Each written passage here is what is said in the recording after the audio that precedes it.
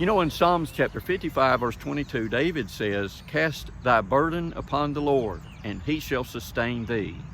Burdens can seem too heavy to carry anymore at times. You know, a burden can be a condition that we have, or it can be that we've experienced a loss, or it can be a situation that we're in.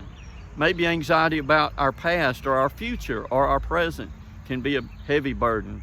And so David says, "Cast it upon the Lord, and he'll sustain thee." David also said in 2 Samuel chapter 22, verse 2, he said, "The Lord is my rock, my fortress, and my deliverer." So there, David has a place to take his burdens. He calls him the rock, our Heavenly Father. But then in Proverbs chapter 6, verse 6, it says to the slothful, "Go to the ant, consider her ways and be wise." You may be thinking, now how does all of those verses connect? Well, the other day I was getting ready for church and I saw something on the ground and I thought I ought to video that.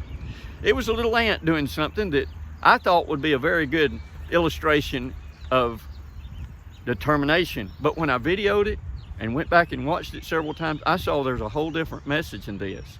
Now I want you to watch this video. Now, do you see that little bitty ant? He's carrying a burden that is a lot bigger than he is, a burden that is really heavy. And at times he's struggling. At times he really don't know what he's going to do or where he's going to go with it.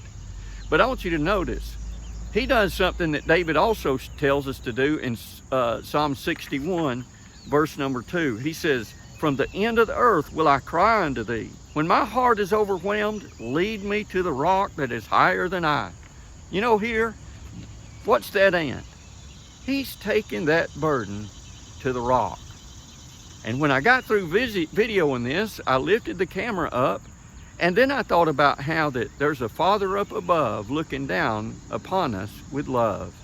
If you're carrying a burden today, take it to the rock and realize God knows all about it.